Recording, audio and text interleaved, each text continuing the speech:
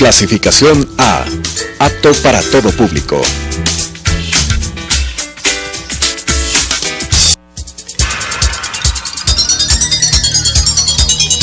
Las opiniones vertidas en este espacio por la producción y dirección del programa son de exclusiva responsabilidad de sus autores y de quienes intervienen en ellos.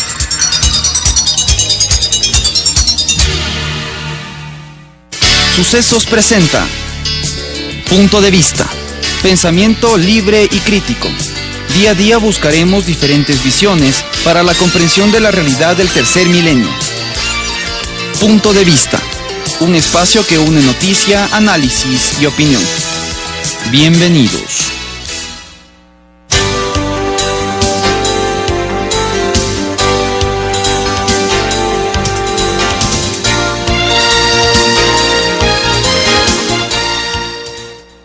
Gracias por estar con nosotros. Como le habíamos anunciado, en este momento está con nosotros Jorge Andrés Piedra, quien es el nuevo presidente de la FESE, la Federación de Estudiantes Secundarios Ecuatorianos.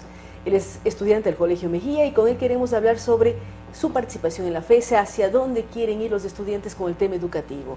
Jorge Andrés, ¿desde cuándo fue el nombramiento? Antes estaba Mauricio Chiluiza, que ya se graduó de los colegios y es hora de que exista una nueva generación a cargo de la FESE. Claro. El día 11 de junio nosotros realizamos lo que es el Congreso Nacional de la FESE, donde nosotros los feseros consideramos que es el espacio más amplio de debate y democrático que nosotros tenemos. En este se discutieron varias situaciones sobre la educación, donde casi 1000 jóvenes de las 20 provincias del Ecuador asistieron y formaron parte de esto. En medio de eso, de los talleres, de la plenaria que nosotros realizamos en el Congreso, se eligió la nueva directiva, donde fui electo presidente y donde algunos compañeros más fueron también electos. ¿Quiénes más son parte de la nueva directiva? ¿Cuáles fueron los postulados de ustedes para alcanzar la votación mayoritaria de los estudiantes secundarios del país? Nosotros tenemos como vicepresidente a un compañero de Esmeraldas, que es Mauricio Caicedo. Tenemos a nuestro compañero Alexander Topa, Jonathan Topa de Cotopaxi, y de otras provincias igual es una directiva muy calificada, nosotros lo hemos considerado así. Los nombres salen de los estudiantes mismos y son postulados mediante, se les da el micrófono y la votación se da por elección, digamos, mayoritaria de todos. Las personas que consideren que es un gran dirigente pueden votar. Es decir, no son listas, sino de entre listas pueden escoger quién es presidente, quién es vicepresidente, las diferentes dignidades. Cada estudiante digamos, ve la posición de cada uno de los dirigentes que nosotros desarrollamos. Entonces, cada directiva está calificada porque son dirigentes que tienen varios años y se han ido preparando constantemente. Entre estos cogemos y las personas que tienen buenos méritos, los estudiantes mismos sacan de ellos y ven eso. Ahora, en este proceso que vive la educación en el país, se habla de nuevas reformas educativas. Ustedes son parte ya de una reforma realizada con el actual régimen. ¿Cómo ustedes analizan la situación de los estudiantes? ¿Cómo está el acceso de ustedes al tema de conocimientos, de opciones de universidad, de el después del bachillerato, pero durante el bachillerato y el colegio también? Ya. Nosotros en el Congreso realizamos lo que le digo, unos talleres, y nuestro tema era alto a la improvisación, nueva educación, que es nuestro lema. ¿Por qué hablan de improvisación? La improvisación, nosotros hablamos como Federación de Improvisación por el mismo hecho de que el gobierno nunca nos ha consultado a nosotros, digamos, en el tema del bachillerato general unificado, en las pruebas del CENESID y en diferentes temas de la educación, donde solo ellos supuestamente, cuando hacen una encuesta en el internet, donde no todos los estudiantes se enteran sobre esto, la hacen y dicen que eso es consultar a los estudiantes. Pero nosotros consideramos que eso no es. El consultar a los estudiantes debe tener un espacio de debate con todas las unidades educativas donde existan y salga la propuesta de la reforma de los estudiantes. ¿Por qué, por ejemplo, para el evento que ustedes acaban de vivir ahora el 11 de junio, en donde me dices participamos 1000 estudiantes de todo el país, ¿por qué no invitar a las autoridades del sector educativo, ya sea Ministerio, ya sea CENESID, ya sea INEVAL, todo lo que tiene que ver con el sistema educativo formal y del gobierno ecuatoriano? el gobierno ecuatoriano tiene, digamos, un gran conflicto con la Federación de Estudiantes Secundarios. Nosotros vemos como hace un tiempo, cuando Mauricio daba su opinión sobre algunas cosas del gobierno, a él lo enjuiciaron sobre eso. Nosotros le hemos invitado, Mauricio también hizo como su directiva, en su directiva, invitó al ministro para debatir sobre educación, pero el ministro aún así no aceptó. Nosotros vemos cómo el... ¿Por qué buscan debate y no planteamiento de propuestas? ¿No es más fácil invitar y decir queremos plantear lo que los estudiantes queremos? Es que nosotros hemos planteado, nosotros tenemos un plan como FESE, que es el Ecuador que los jóvenes queremos, que abarca todos estos temas de la juventud, en lo cual lo hemos presentado varias veces, pero el gobierno ha rechazado. El ministro de Educación nunca nos ha aceptado porque dice que somos nosotros los jóvenes que les damos problemas, pero nunca les damos soluciones. ¿Qué pasa con ser parte del Colegio Mejía, uno de los colegios más duros y que más reclama en las calles históricamente, no solamente con este gobierno? ¿Qué significa para ti ser parte del Colegio Mejía? Para mí es un orgullo ser parte del Instituto Nacional Mejía, porque es donde yo me he formado y es donde yo conocí a la Federación de Estudiantes Secundarios. En medio de la lucha por el Bachillerato General Unificado yo me enteré sobre esta organización y me pareció muy importante porque da no solo el punto de vista, sino también te da opciones, te da argumentos, te da métodos en los cuales tú puedes desarrollarte en el ámbito educativo y tú puedes desarrollarte como un dirigente. En esto de haber reclamado por Bachillerato General Unificado, el estar presente en una serie de espacios, ¿cómo ustedes garantizan que lo que están buscando es mejorar la educación y que no son parte de un grupo o movimiento político, que es lo que el gobierno les dice a ustedes, igual que a la UNE, si ustedes son parte de un grupo político y no están buscando mejorar la calidad de la educación? Nosotros buscamos mejorar la educación porque hemos visto cómo ha fracasado todo este sistema. El sistema del Bachillerato General Unificado nunca ha sido consultado, como le digo, pero a diferencia de... dice que el Bachillerato General Unificado nos va a ayudar en diferentes situaciones. En el tema de infraestructura, nunca en las instituciones se ha hecho ver. En algunas instituciones sí puede ser. Pero no se ven escuelas del milenio, claro. No se ve una gran inversión en infraestructura educativa. Según el Producto Interno Bruto de la educación es del 6%, pero ahora el gobierno de Rafael Correa ha cumplido solo con el 3.3% de la educación, en el tema de educación. Entonces nosotros desde este punto nos basamos de que el gobierno no está haciendo casi nada en educación. Las unidades, a inicios del correísmo, él decía que iba a construir 1000 unidades educativas del milenio. Después, en su segunda, cuando se votó otra vez para presidente, él decía que iba a construir 500 unidades educativas del milenio. Nosotros hemos hecho y hemos visto que a nivel nacional son 53 las unidades educativas recién hechas. De ahí las demás son repotenciadas. ¿Cómo ustedes están hablando de la parte de infraestructura, pero cómo piden mejor calidad? Porque lo importante es la calidad de los profesores, claro, y de los conocimientos que ustedes reciben para que cuando acaben el bachillerato se puedan insertar en universidad o en el sector productivo. Claro, nosotros creemos que el Bachillerato General Unificado no nos sirve a nosotros. De alguna forma nosotros... ¿Por qué no les sirve? Tú estás en segundo curso de Bachillerato General Unificado, anteriormente quinto curso. Sí. ¿Por qué dices que no te sirve lo que estás aprendiendo en el colegio? O sea, los conocimientos que uno recibía antes cuando se especializaba en el tema, digamos, yo quería ser odontólogo y seguía, digamos, un bachillerato en biología como había antes. Yo podía desarrollarme en ese ámbito porque ya tenía bases para ingresar a la universidad. Tenía formas en las cuales yo ya podía desenvolverme en la universidad. Ahora, si nos dan a nosotros diferentes materias, nosotros no podemos, digamos, de alguna forma el conocimiento que podíamos ocupar para biología, para todas esas cosas de lo cual yo quería seguir, lo ocupamos en otras cosas que para nosotros es obsoleto en la carrera que queremos seguir. Pero no te sirve, no te da el bachillerato una base en conocimientos generales, ya sea de historia, literatura, biología, química, matemáticas, una base general para que puedas optar por cualquier carrera cuando sales del bachillerato y del colegio. Sí, pero todos los estudiantes, digamos, de alguna forma, nosotros escogemos lo que nos gusta. ¿Desde cuándo ustedes definen lo que les gusta? Porque hay la discusión si están preparados o no, claro, a los 15 o 16 años, escoger ya una especialización al interior de educación secundaria.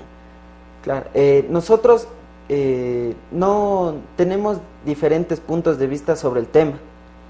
pero en el tema del bachillerato general unificado, como le digo, nosotros no estamos preparados, sí, nosotros tenemos bases, desde que entramos de octavo podemos empezar a llegar a esto. Empezamos a tener bases desde octavo, en quinto curso escogemos nuestra especialidad, donde podemos desarrollarnos ya en la universidad. Nosotros, el nivel de madurez, digamos, no se le mide en el tema de edad, sino depende de cómo uno se relacione con la sociedad. Jorge Andrés, ¿y ustedes son parte de un grupo político o son solamente parte del movimiento estudiantil? Nosotros somos parte del movimiento estudiantil. ¿No hay influencia de ningún partido? No tenemos influencia de ningún partido político. Nosotros somos una organización de la cual forma parte del Frente Popular, que son diferentes organizaciones de aquí del país, y nosotros nos desarrollamos en este ámbito porque creemos que el Frente Popular nos ha ayudado en diferentes cosas para poder hacernos ver. Nosotros hemos participado en diferentes movilizaciones conjunto con el Frente Popular, pero no formamos parte de ninguna organización política ni electoral. ¿Qué significa para Jorge Andrés ser el presidente de la FES en este momento? Para mí es muy significativo por el mismo hecho de que yo fui electo por los estudiantes y me creo capaz de poder sacar adelante al movimiento estudiantil y levantar diferentes banderas de lucha y los problemas que tenemos en la educación. ¿Cómo buscar diálogos? Mencionaba Jorge Andrés que Mauricio Chiluza, el anterior presidente de la FES, no logró dialogar directamente con el ministro, con las autoridades.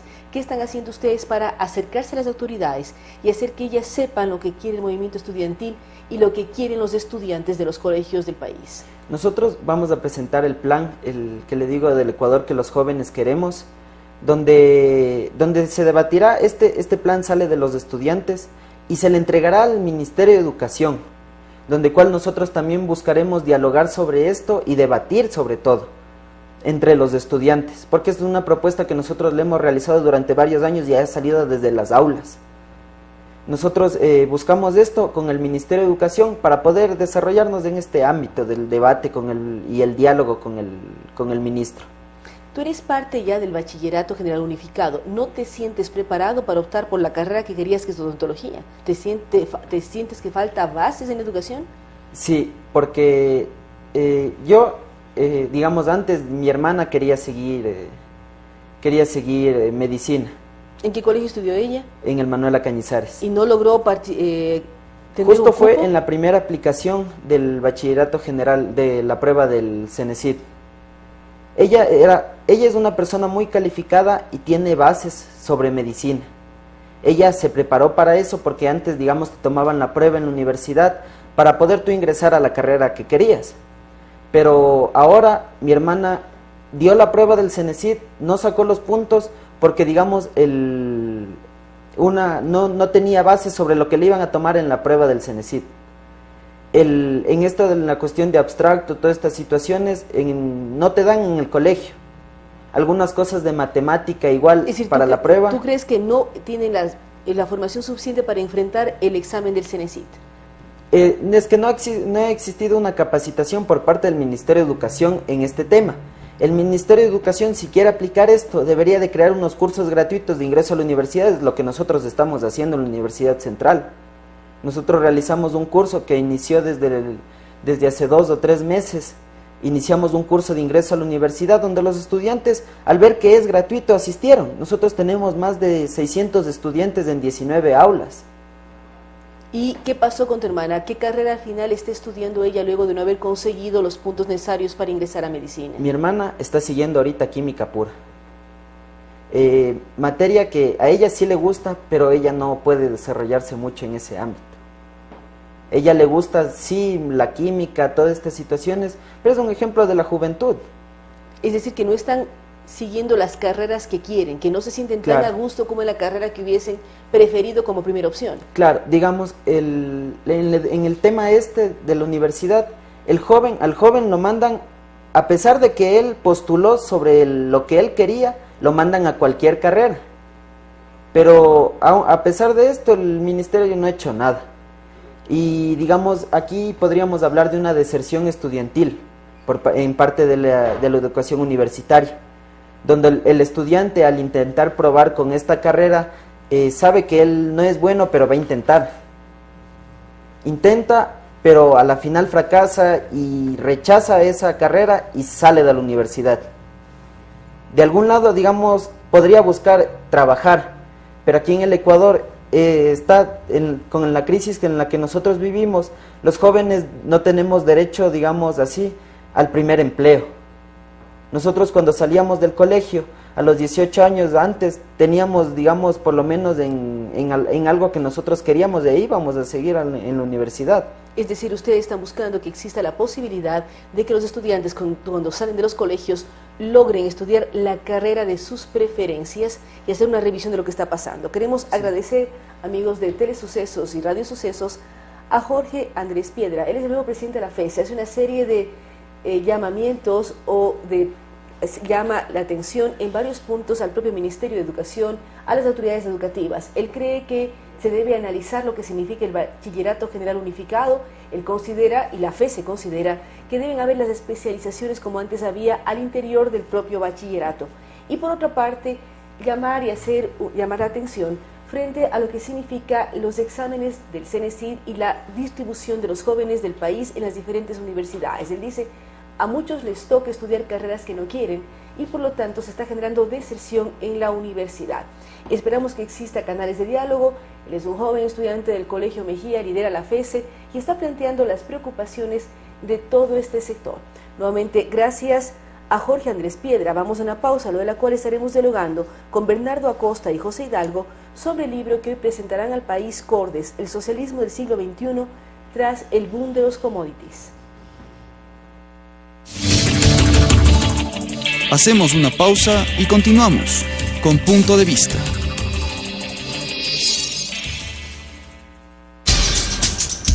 Telesucesos es un canal de televisión comprometido por entero a la noble tarea de comunicar con responsabilidad.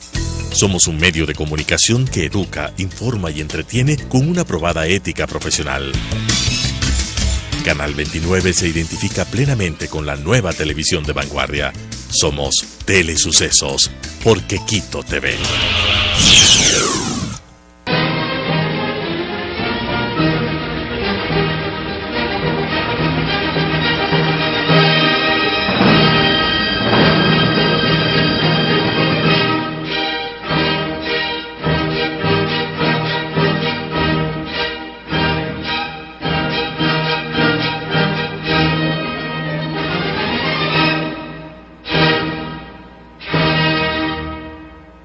Si está interesado en participar de forma gratuita en el programa Mi Música, contáctenos al 246-8427, 096 96 17 136, 0999 440 113 o escríbanos al correo electrónico elizabeth-consuegra@yahoo.com.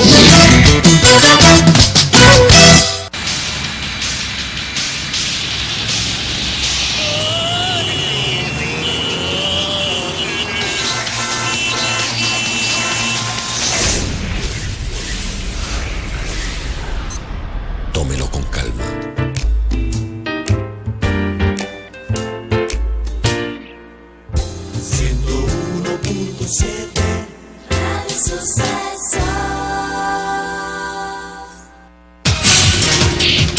Telesucesos es el primer noticiero de texto en la televisión ecuatoriana.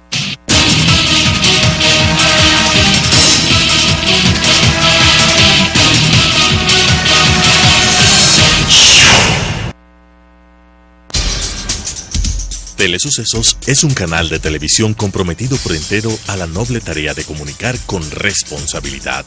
Somos un medio de comunicación que educa, informa y entretiene con una probada ética profesional. Canal 29 se identifica plenamente con la nueva televisión de vanguardia. Somos Telesucesos, porque Quito TV.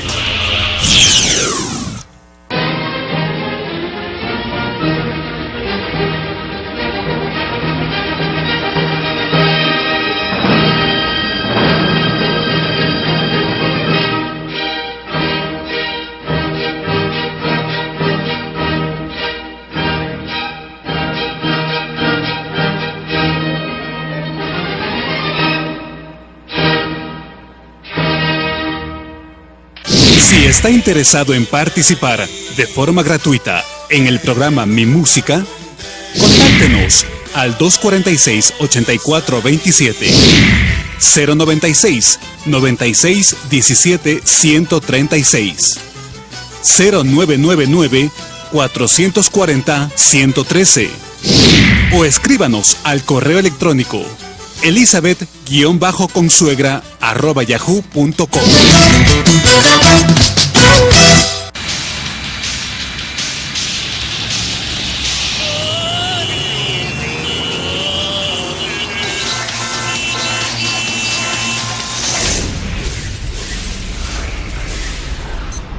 Tómelo con calma.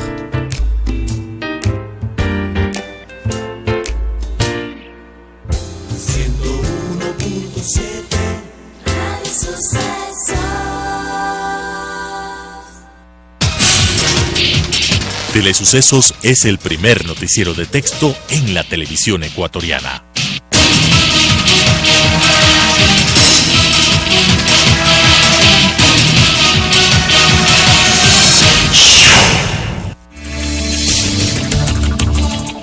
Con estas ideas y opiniones, regresamos con Punto de Vista.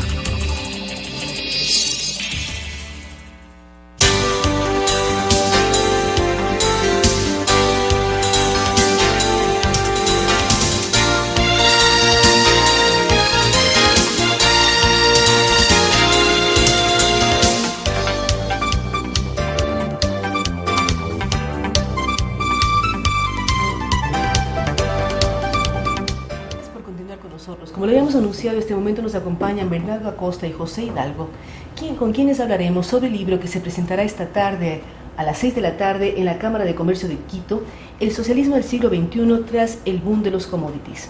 ¿Cómo analizar y evaluar, José, usted que es parte de Cordes, la situación de América Latina? Porque el socialismo del siglo XXI estuvo presente y está presente en este continente y vivieron unos años muy particulares con el alto precio de los commodities en todo el mundo.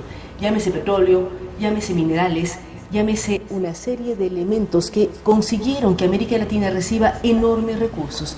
¿Qué pasa cuando el boom está llegando a su fin? Bueno, en este caso, primero buenos días, Claudia, gracias por la invitación. Y en este caso, ahora que el boom de los commodities ya ha llegado a su fin, que las materias primas sufren una caída importante en su precio, vemos una diferencia clara entre los países que aprovecharon de mejor manera esa coyuntura internacional tan favorable y aquellos que solo aprovecharon al máximo los precios altos para buscar logros más coyunturales, tal vez un poco más exitosos también en lo político, es decir, logros que por ahí les permitían tener más de éxito en ese campo y que lamentablemente no eran sostenibles con el tiempo. Entonces, ahora que hemos visto esta caída de los precios del petróleo, del gas, de los minerales, de la soya en el caso de Argentina, vemos que los países que aplicaron este modelo del socialismo del siglo XXI, que también se podría, nosotros en el libro hemos analizado los casos de Argentina, Bolivia, Ecuador y Venezuela. También podría haberse incorporado el de Brasil, porque tuvo un manejo económico similar. Bueno, se ve que estos países en general empiezan a mostrar serias dificultades en materia económica, es decir, contracciones en el crecimiento, en el Producto Interno Bruto. Incluso también hay otros aspectos comunes. Por ejemplo, también empiezan a mostrar los gobiernos que se mostraban tan invulnerables porque habían alcanzado altas tasas de popularidad en Venezuela, en Argentina, en Brasil, en Ecuador. Bueno, ahora con las dificultades económicas empiezan a mostrar también sus debilidades y a perder credibilidad y aceptación. Y todo esto es consecuencia de un modelo que a lo largo de estos países incrementó la dependencia de la economía hacia el gasto público principalmente y por lo tanto hizo que esas economías se fueran volviendo cada vez más vulnerables ante shocks que podían afectar a los ingresos fiscales como los precios de las materias primas. Que este momento nos afectan. También hay un repunte del petróleo. O sea, arrancamos el año con 20 y algo y hasta estamos 47 y hemos bordeado ya los 50. Bernardo, esto quiere decir que los gobiernos, en el caso del socialismo del siglo XXI, son populares cuando tienen dinero y cuando no tienen dinero pierden credibilidad. ¿Por qué las personas, las poblaciones apuntan todavía a estas prácticas que más van hacia el populismo, en donde si hay un gobierno que da muchas cosas es popular y cuando deja de tener las mismas posibilidades baja en credibilidad? ¿Cómo entender esto que en teoría en el siglo XXI ya las poblaciones deben estar más educadas, aprender más, entender más y no nuevamente volver hacia el mundo populista? Buenos días, Claudia, José. En primer lugar, quisiera felicitar a Cordes por este trabajo riguroso que creo que va a servir como insumo para fomentar el debate y la reflexión sobre lo que hemos vivido en el Ecuador y lo que se ha vivido en otros países de la región con regímenes similares y políticas parecidas a las que implementó el Ecuador a lo largo de estos años.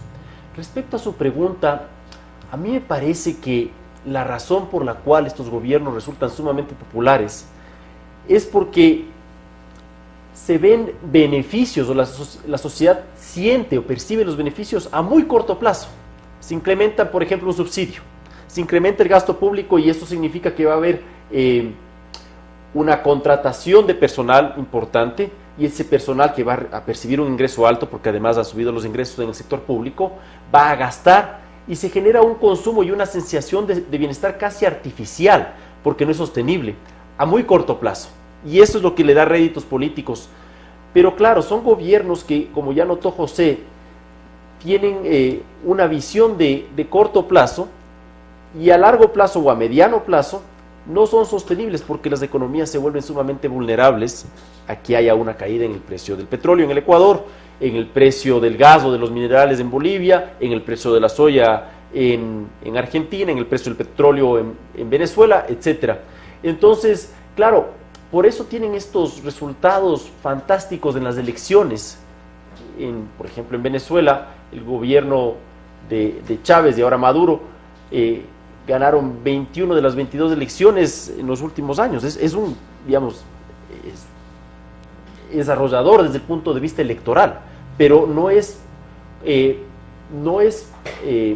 sostenible en el tiempo por la vulnerabilidad que se genera en estas economías, porque las políticas son de corto plazo y son con miras o con el objetivo de generar popularidad para el gobernante, no de generar una base económica diversificada que sea sostenible en el tiempo y que genere, por supuesto, un esfuerzo de la población, que eso no es necesariamente popular en el corto plazo, demanda un esfuerzo, pero genera una base productiva a largo plazo que nos permite ser mucho más sólidos y menos vulnerables a estos shocks o estos cambios en los precios de las materias primas. Así que esa es la razón por la cual han sido tan populares, porque se fijan en el corto plazo. En esto de fijarse en el corto plazo, José, ¿qué ocurre con el ahorro? Porque vemos que la población no es buena para ahorrar. Seguramente en Ecuador, después de la crisis financiera del final del siglo XX, 98, 99, 2000, la gente perdió sus ahorros y perdió la costumbre de ahorrar. Pero ¿qué ocurre con el Estado? ¿Qué ocurre con los estados que ustedes mencionan en el libro? Llámese Venezuela, Bolivia, Ecuador. ¿Qué pasa con el tema del ahorro? ¿Por qué ni gobiernos ni población tenemos esa buena costumbre? Bueno, la verdad excepto es que, Bolivia, seguramente. Exacto, porque además hay esa excepción en el caso de los 4 países analizados, que es Bolivia, que llegó a acumular reservas por más de 40% de su Producto Interno Bruto.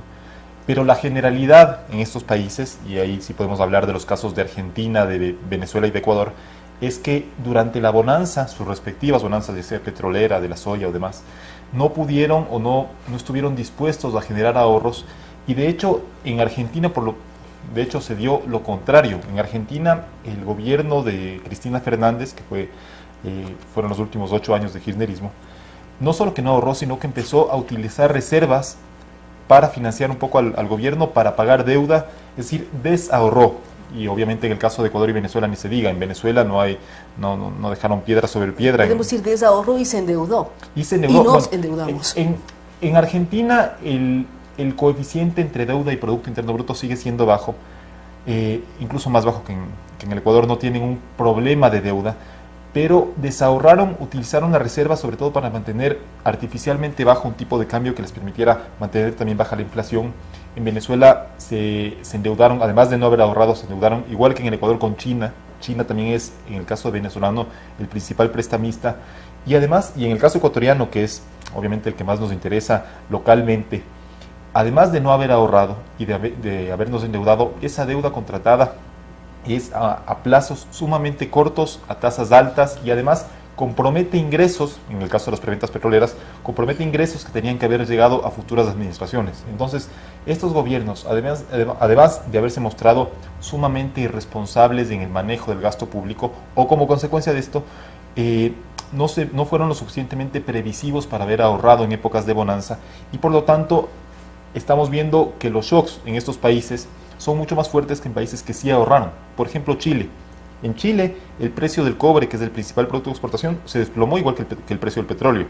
En Chile también el cobre no solo es el principal producto de exportación, sino que también es una importante fuente de ingresos fiscales, es decir, para el Estado.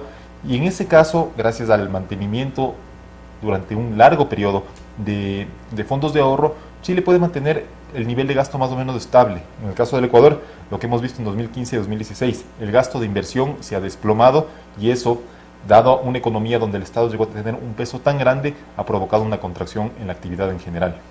Bernardo, va a presentar el libro esta tarde, es parte del grupo que va a presentar el libro, que es coautor José.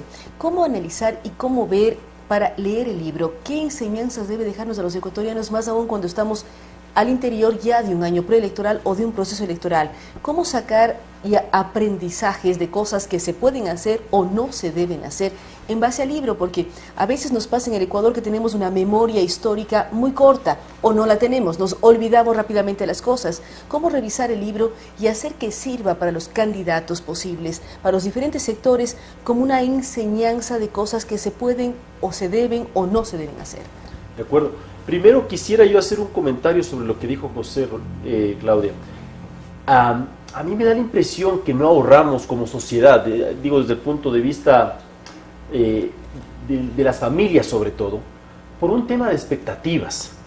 Si es que de repente a uno le asciende en el trabajo o empieza a percibir un mayor ingreso y ve que lo mismo sucede con su primo, con sus amigos, etcétera, dice, bueno, si es que el futuro está tan bien, el presente está tan bien, seguramente el futuro va a ser mejor. Entonces empieza a endeudarse, compra su casa, compra su carro, etcétera, y hay una especie de optimismo que se fundamenta en la coyuntura, pero no en datos reales, y eso, claro, genera endeudamiento, pero no genera un ahorro. Y estoy simplemente haciendo un comentario complementario porque José se enfocó sobre todo en el manejo gubernamental, pero creo que esto también se reflejó a nivel de familias en el Ecuador, y vimos que gente que antes no podía irse de viaje, ahora sí va de viaje, y que ahora se endeudaba para comprarse un bien, etcétera, ¿no?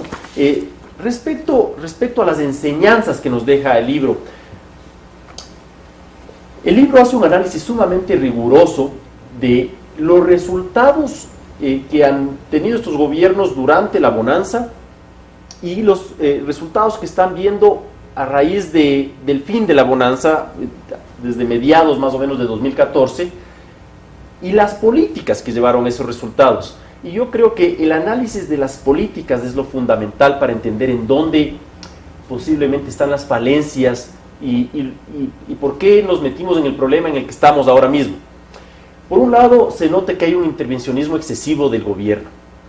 En el Ecuador, por ejemplo, lo hemos visto con un incremento tributario, además desordenado, de manera excesiva, casi como la norma, ¿no? Es decir, empezamos con un impuesto a la salida de divisas del 0,5%, después de reiterados aumentos, ahora estamos en el 5%, y se cambian algunas cositas, siempre se crean algunas exenciones, se quitan las exenciones, etcétera.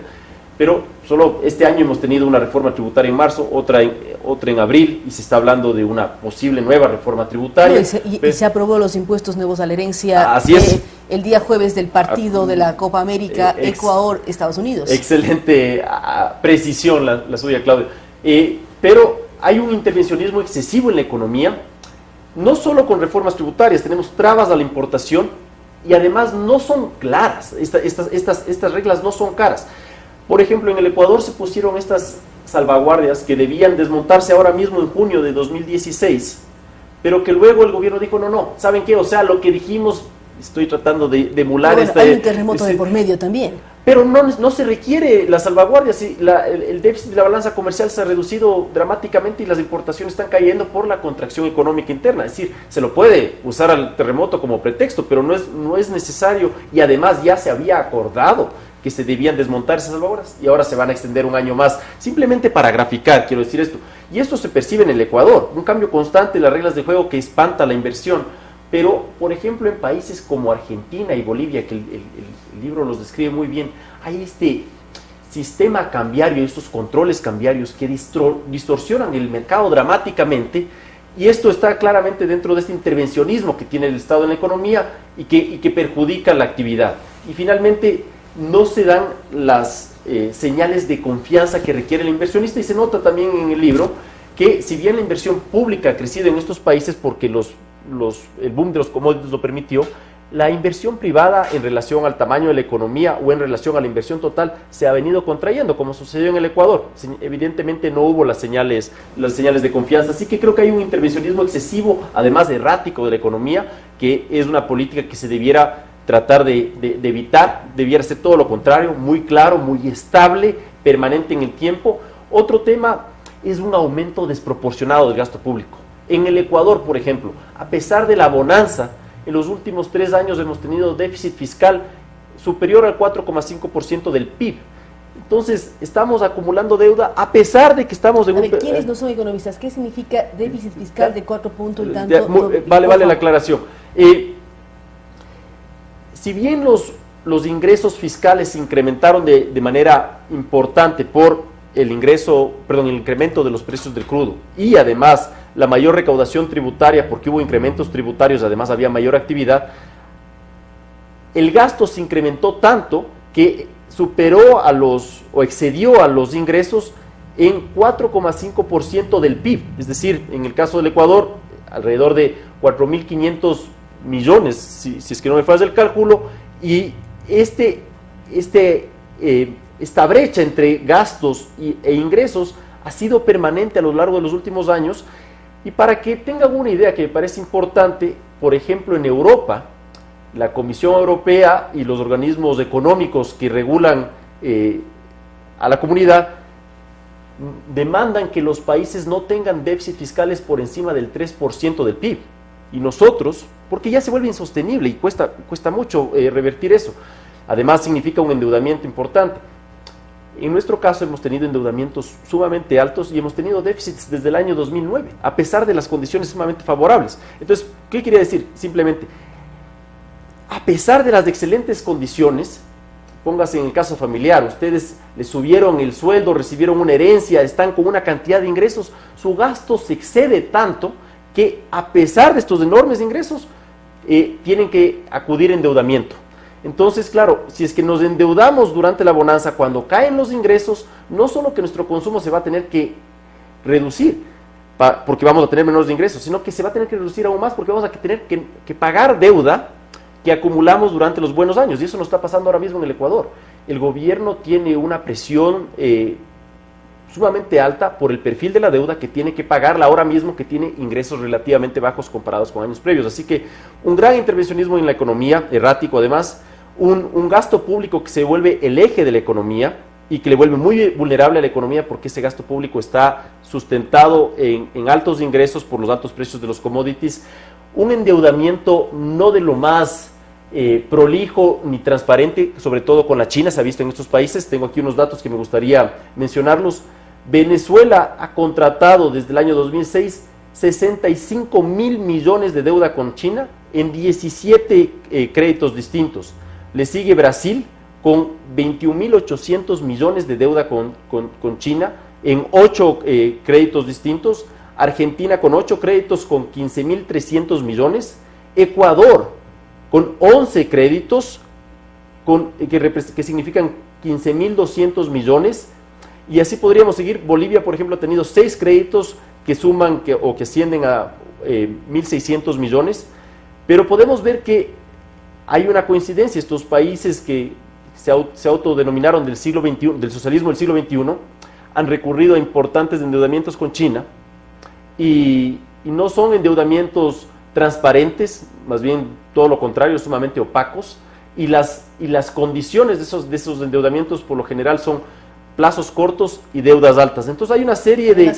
no sé si está ahí la preventa de petróleo. Porque me parece que está incorporado. Ahora, también sería interesante para un próximo análisis decir, Brasil se endeuda en tanto, Venezuela en tanto, y somos tantos millones de habitantes, para hacer la comparación que no es importantísimo. Sí, el libro, de hecho, el libro sí hace esa comparación. Yo presenté los datos brutos. Claro, el Ecuador, para demostrar lo que usted dice, se endeudó en un monto de 15.200 millones con China a lo largo de estos años, mientras que Argentina, que tiene una economía muchísimo más grande y una población mucho más grande, se endeudó en 15.300 millones, simplemente 100 millones más que el Ecuador. Entonces, proporcionalmente, el Ecuador es mucho más dependiente de China que Argentina, pero simplemente era para reflejar lo que yo mostraba, que estos gobiernos todos han tendido a acceder a préstamos otorgados por China en condiciones desfavorables para estos gobiernos. Y el ejemplo que Bernardo ponía, si uno como familia gana más sueldo, recibe la herencia y además se endeuda, habría que cuestionar cómo está funcionando la familia, no se diga cómo están funcionando los estados. Ahora, José, Ecuador tiene, a diferencia de los otros países, una moneda que es el dólar. ¿Cómo refleja eso en la situación del país y en el análisis que ustedes hacen? Porque Venezuela ha tenido que devaluar su moneda, creó el nuevo bolívar, eliminó 3 ceros a su bolívar, y si ahora uno piensa que en el mercado negro sobrepasa el bolívar nuevo los 1.000 bolívares por dólar, si agrego 3 ceros, quiere decir que cada bolívar, o cada dólar, perdón, costaría 1 millón de bolívares. ¿Qué pasa en estas circunstancias al ser un país dolarizado? Eso nos fortaleció, nos debilitó, cuando el gobierno nacional siempre dice que uno de los problemas de la economía y de la crisis actual es el que no podemos manejar nuestra moneda, y se acaba de crear y hay una serie de dudas sobre el famoso dinero electrónico. Bueno, yo creo que en el caso del Ecuador la dolarización ha sido, yo diría, una bendición, porque si uno compara lo que pasó en Argentina y en Venezuela principalmente, donde los gobiernos utilizaron su capacidad de emitir moneda para financiar al fisco, vemos que en Venezuela, claro, es el caso paradigmático de la mayor inflación del mundo, que puede superar el 1000% este año, es decir, 1000% es lo que cuesta hoy. Quiero aquí poner un puntito que hace unos días Eduardo Valencia señalaba: Ecuador nunca emitió moneda, mandaba a imprimir. Entonces no es que nos cuesta más barato hacer nosotros, porque igual traemos de fuera, ya sea moneda metálica o billetes. Nunca Ecuador ha sido emisor de su propia moneda. Ha tenido su moneda, pero impresa en otras partes. Sí, pero en ese caso igual la diferencia sería, no sería tan importante en el sentido de que aún con Sucre, si es que el Ecuador no tenía su casa de moneda propia instalada en el país, igual tenía la capacidad de decir a la empresa que iba a imprimir los billetes, decir, necesito tantos millones de sucres en billetes. El tema es que ahora con la dolarización ya no puede hacerlo. Y eso ha sido una ventaja para el país, porque como les decía, en Venezuela, de hecho, y el libro lo refleja muy bien en la sección, porque quería comentar además una cosa, Claudia. El libro no es un libro escrito por Cordes, nosotros lo hemos coordinado y hemos estado a cargo de la sección de Ecuador, pero la sección de Argentina, Bolivia y Venezuela ha sido hecha por economistas de cada uno de esos países, economistas en realidad de bastante prestigio de cada uno de esos países, lo que nos permitió tener una visión más clara sobre lo que está pasando en cada uno de ellos, porque incluso ha habido otra coincidencia entre países del socialismo del siglo XXI, que es la manipulación de las cifras económicas. Entonces, si es que uno ve lo que pasaba en Argentina, por ejemplo, basándose únicamente en las estadísticas oficiales, parecería que el país estaba relativamente bien, porque mostraban una tasa de desempleo muy baja, una inflación muchísimo menor a la real, un crecimiento más alto que el real. Y en Venezuela, en cambio, dejaron de publicar, por ejemplo, estadísticas de pobreza. Aquí la pregunta es a usted directamente. ¿Le respondió el Banco Central sobre las preguntas que hacía de la proyección de crecimiento y que no se cumplió, pero al final del año presentaron determinadas cifras? Tuvimos una primera respuesta que en realidad no fue tal, porque fue una carta que se limitó a cuestionarle el análisis de Cordes, cosa que nosotros después tuvimos que responder nuevamente e insistir otra vez en la pregunta. Bueno, señores del Banco Central, aquí están la forma como nosotros hicimos el análisis, pero por favor contéstenos cómo hicieron ustedes para llegar, usted recordará, a esa caída tan chiquita en la inversión total cuando la inversión pública se había desplomado. Eso fue hace casi 4 semanas que nosotros insistimos al Banco Central sobre ese tema y no hemos recibido ninguna respuesta. Así que tenemos también nuestra duda y lamentablemente voy a ir un segundo a la segunda parte de su pregunta, que se refería al dinero electrónico. Y lamentablemente estas dudas que tenemos sobre si la tasa de crecimiento estuvo manipulada o no, nosotros no podemos asegurarlo porque no estamos en el Banco Central, pero tenemos serias críticas sobre las inconsistencias que muestran las cifras del Banco Central. Y en ese sentido, el tema del dinero electrónico nos genera incluso más temores, porque si bien para abrir una cuenta de dinero electrónico, al menos por el momento, es una decisión voluntaria de cada uno, el tema es que la plataforma central, es decir, donde se compensan los movimientos de dinero electrónico, va a ser administrada exclusivamente por el Banco Central, y eso podría provocar que si bien yo, si es que tuviera una cuenta de dinero electrónico, tengo que cargar tengo que entregar $10 físicos para que me carguen $10 en el celular, no tenemos la certeza de que al gobierno se le vaya a exigir lo mismo. Es decir, que si el gobierno en algún momento llega a pagar, aunque sea unos pocos sueldos de salario de funcionarios que hayan querido mostrarse como los que dan el ejemplo, digamos, del presidente o ministros, nosotros con un banco central que depende o que responde al Ejecutivo, no podemos tener esa certeza de que va a estar respaldado ese dinero electrónico con dólares verdaderos, con dólares billete. Y volviendo ahora sí a la primera parte de la pregunta, entonces, yo creo que en el caso del Ecuador, la dolarización nos permitió que, si bien estamos enfrentando una situación económica bastante compleja y que el fortalecimiento del dólar en cierto punto puede haber afectado a las exportaciones no petroleras, que igual tampoco han mostrado un desempeño catastrófico, ni mucho menos, han caído poco en términos de volumen. En cambio, sí nos permitió que el gobierno, que se ha visto, porque el presidente Correa ha hecho estas declaraciones de denme moneda y yo devalúo, no haya tenido esa posibilidad y por lo tanto el sueldo de los ecuatorianos tenga el mismo poder adquisitivo al final del mes y casi al finalizar el año.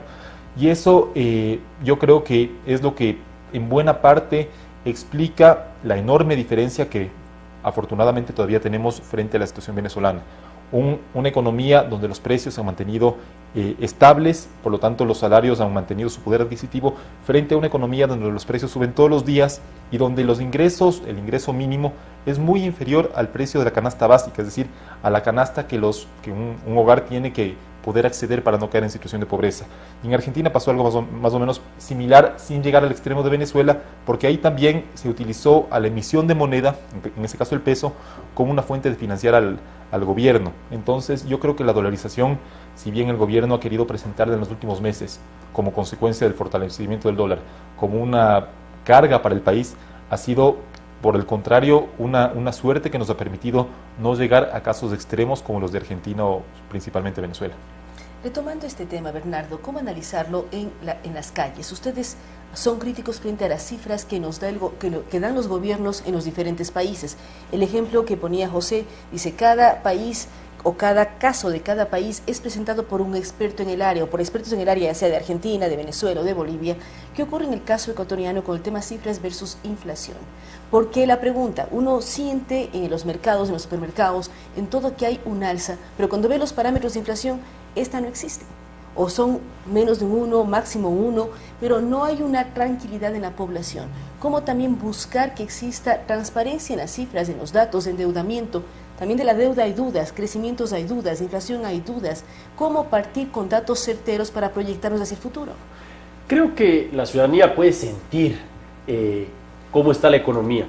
Y por ejemplo, hay datos que son bastante más transparentes, o creo que son simplemente transparentes, como es la recaudación tributaria. Y el IVA ha caído, o la recaudación tributaria en general cayó 20% de los 4 primeros meses de este año, comparados con los 4 primeros meses del año pasado. Esa es una caída dramática de la recaudación, de los ingresos del Estado, y da reflejo de la contracción que hay en la actividad y en el consumo. Por mencionar un tema que se percibe fácilmente. Otro tema es el empleo. Más allá de lo que digan las cifras, que es el 7 o si fuera más o menos por ciento de desempleo o el subempleo, uno simplemente ve cómo de repente hay muchas más personas en la calle vendiendo cositas para subsistir, desde jugos de naranja hasta lo que fuere, o haciendo malabares o cualquier cosa que les permita acceder a algún tipo de ingreso, por llamarlo así. Hasta simplemente escuchar con gente escuchar a gente o conversar con gente que te dice: ¿sabes qué? Ya no tengo trabajo, o mi primo se quedó sin trabajo, y es evidente, más allá de lo que digan las cifras. Ahora, Claudia, yo quisiera complementar algo que estábamos mencionando antes respecto al endeudamiento con China. Me voy a permitir leer un extracto del libro de la parte que corresponde a Ecuador. Dice, comillas: se estima que China desembolsó más de 118 mil millones de dólares a los países latinoamericanos desde 2005. Y el Ecuador concentró el 9,1% de esos recursos, pese a representar el 1,6% del PIB de la región. Esto es justamente lo que usted me preguntaba hace un rato, de cuánto significa el endeudamiento que ha tenido el Ecuador frente al tamaño con China, frente al tamaño de su economía. Es decir, es mucho mayor el endeudamiento frente a lo que el Ecuador representa en la región.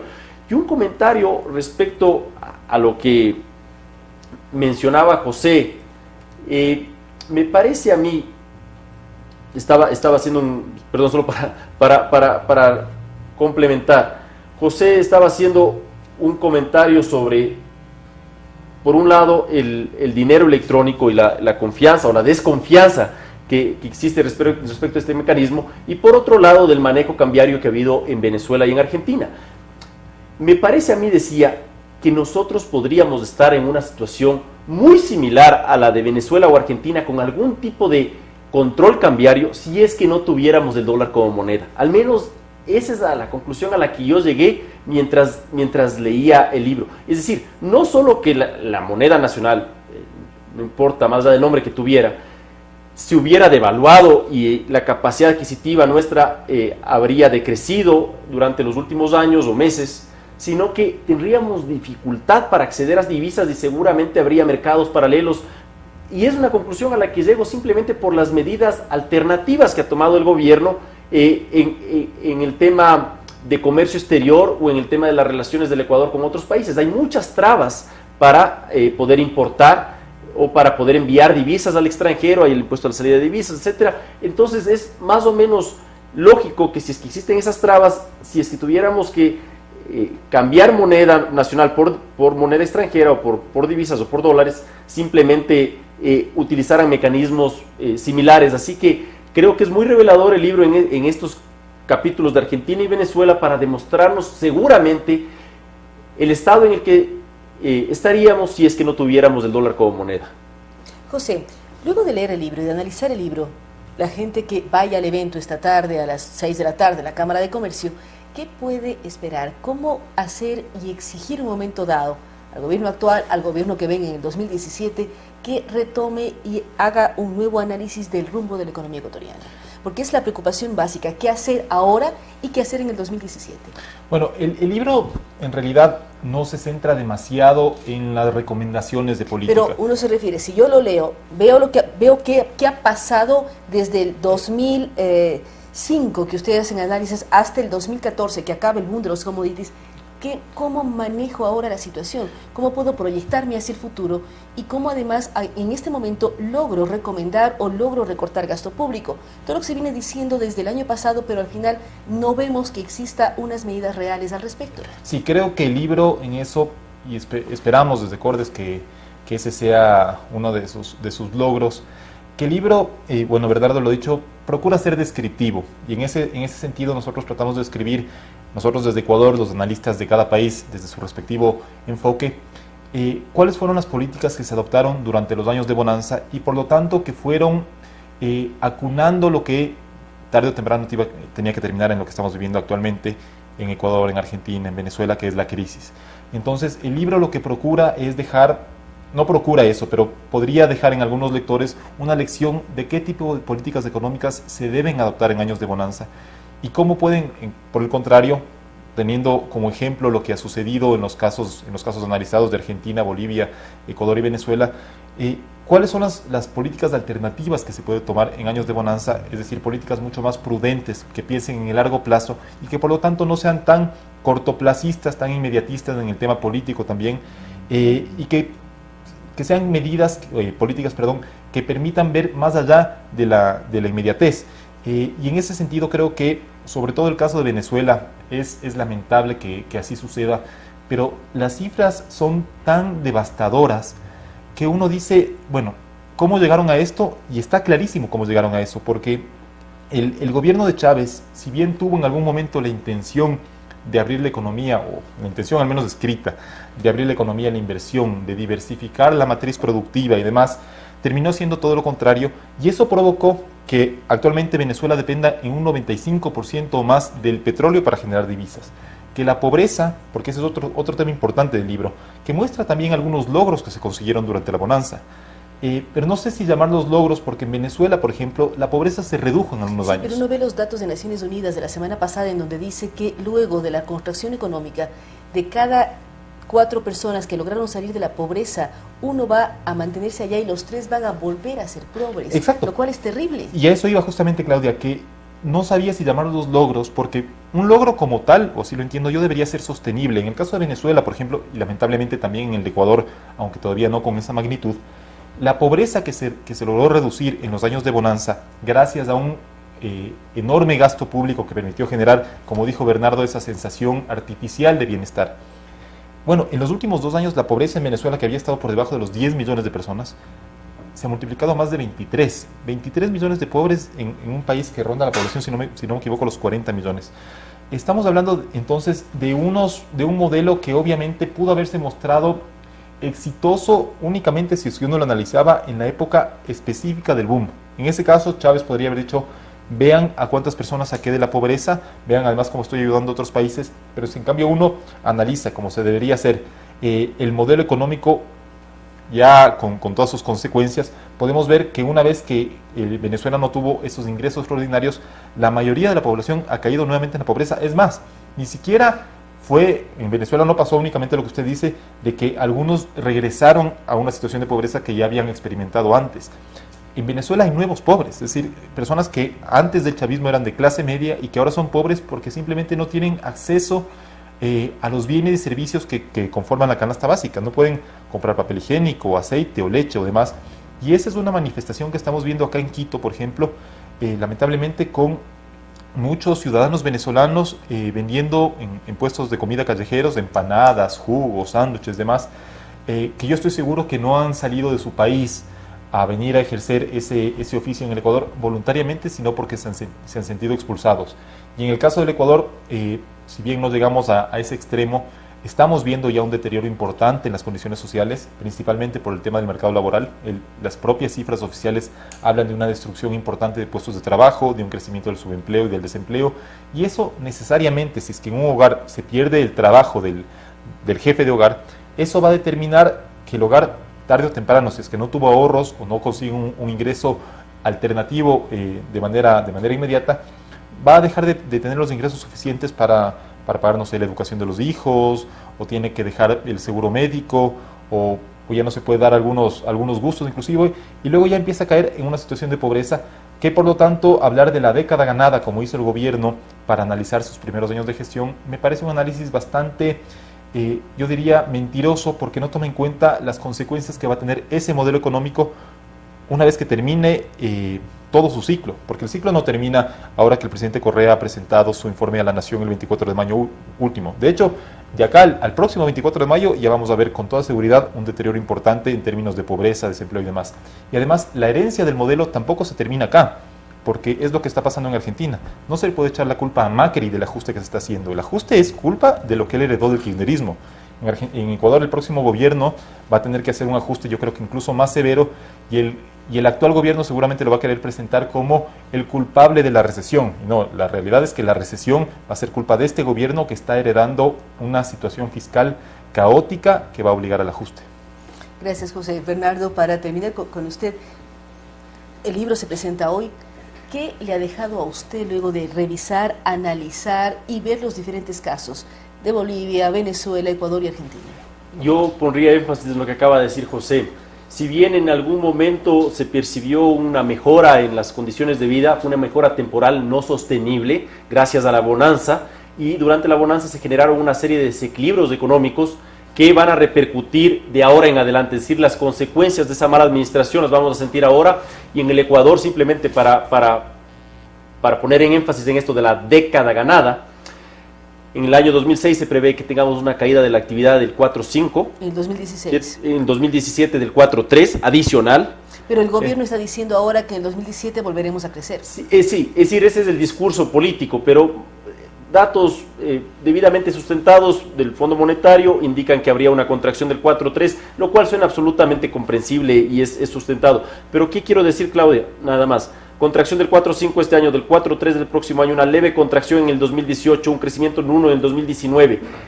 En 2020 el Ecuador va a producir aproximadamente el 90% de lo que produjo en bienes y servicios finales en el año 2014. ¿Cuándo, pregunto yo, va a volver a producir el Ecuador el mismo nivel, o va a alcanzar el mismo nivel de producción de lo que tuvo en el año 2014? Ahí está la famosa década ganada, que es la factura que nos va a pasar esta mala administración de los recursos públicos. Muchísimas gracias a quienes nos siguen en Radio Sucesos y Telesucesos. Hemos estado el día de hoy con Bernardo Acosta y José Hidalgo. Ellos nos hablan sobre este libro, un libro de análisis profundo en lo que tiene que ver con los años de la bonanza desde el 2005 al 2014 en los países como son Bolivia, Argentina, Ecuador, que demuestran lo que ha pasado con la inversión y el gasto público. Son cifras que preocupan a todos cuando vemos el nivel de endeudamiento de todos los países, pero al mismo tiempo lo que va a tocar volver a reordenar la economía de acuerdo a sus criterios. Es un tema complejo, un tema que debe ser analizado profundamente. Recordamos que el libro se presenta esta tarde en la Cámara de Comercio de Quito a las 6 de la tarde. Hay que revisarlo, mirarlo y además ver qué repercusiones va a tener después en los diferentes sectores. Nuevamente gracias a Bernardo Acosta y a José Hidalgo.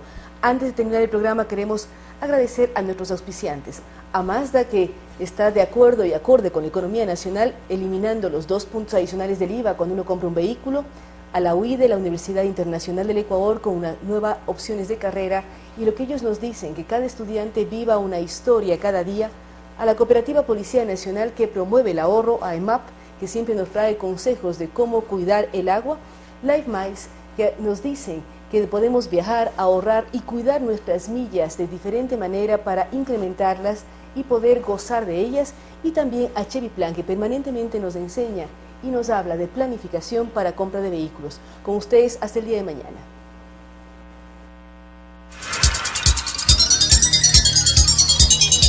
Las opiniones vertidas en este espacio por la producción y dirección del programa son de exclusiva responsabilidad de sus autores y de quienes intervienen en ellos.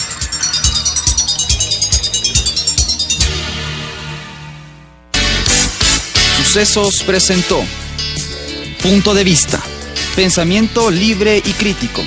Día a día buscaremos diferentes visiones para la comprensión de la realidad del tercer milenio. Punto de Vista, un espacio que une noticia, análisis y opinión. Hasta la próxima.